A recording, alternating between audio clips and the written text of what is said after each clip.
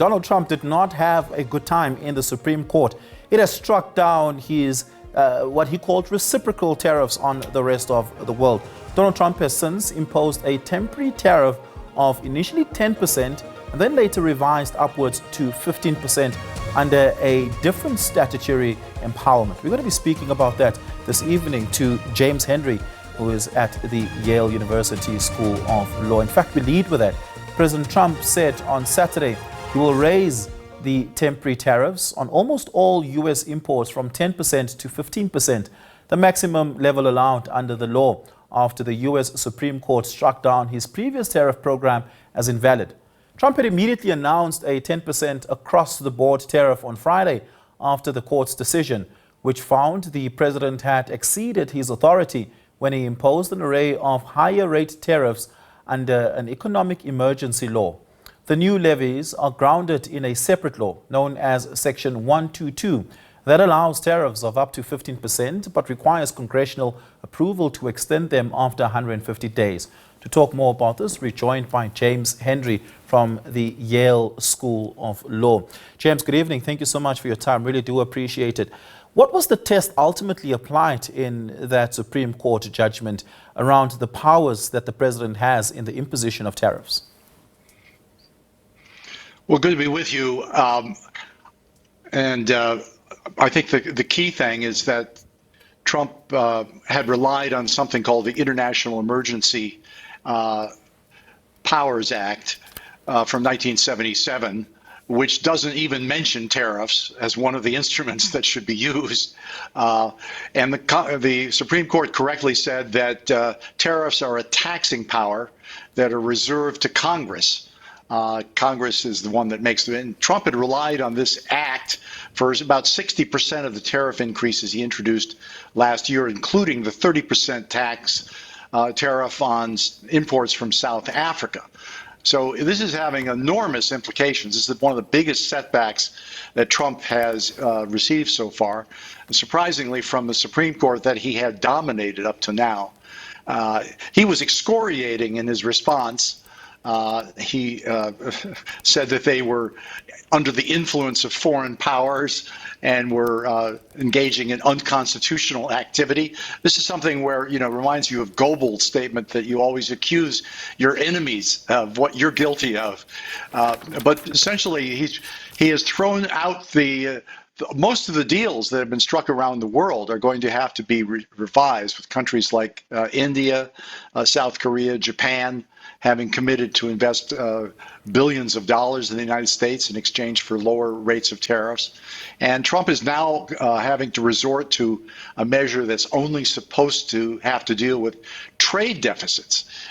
So for the next 150 days, he can implement a 15% global tariff. That's actually going to be a benefit to South Africa, which is going to see its average duty drop from 30% to at most 15%. And there's also the AGOA Act has been revived by Congress, and that applies to about 25% of South Africa exports to the United States. So we'll have to see how he balanced the 15% global tariff that he's trying to implement here against the AGOA provision, which makes those all South African exports in certain categories duty-free. But this is a big deal. Trade deficit of the United States has actually been declining. In December, they struck up. But, it's hard to argue that we need to address trade deficits with increases in tariffs of this kind. They just haven't worked in the past. Yeah. Reminds a lot of us of so-called Smoot-Hawley tariffs of President Hoover. In June of 1930, adopted those, and they turned out to be widely condemned by the world. So Trump's tariff policy is turning out to be an embarrassment. Yeah, I think. What happens?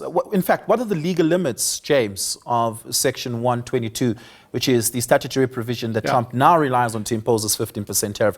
What happens if after 150 days it does not get the congressional extension that is legally required? Well, my institution, Yale, has done something called a budget analysis of the tariffs, and I refer you to that. It's quite a detailed analysis of the impact. But basically, right now, we're looking at effective tariffs on average before this Supreme Court decision of about 13.7% for the United States on all imports. That will drop to about 9.1%.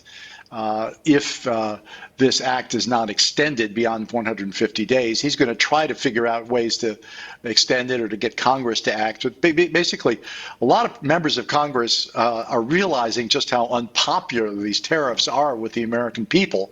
They have not stimulated manufacturing jobs. In fact, manufacturing jobs have dropped by 82,000 since Trump took office. They haven't stimulated economic growth. And the analysis of the economists is that this will actually hurt growth, it'll hurt jobs, and it's going to be also a distributional tax on the poorest of the poor, and the people who are going to pay the highest. Tariffs can be used, it can be viewed as a consumption tax, and the lowest 10% of the income distribution is going to pay a higher percentage than the top percentage. So this is a regressive consumption tax. Yeah. So how that becomes popular is anyone's guess.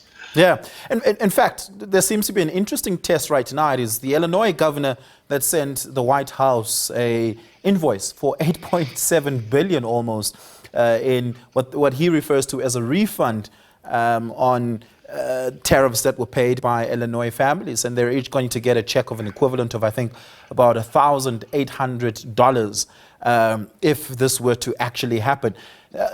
I'm not sure if the Illinois governor would actually go as far as approach the courts for those refunds to in fact be paid.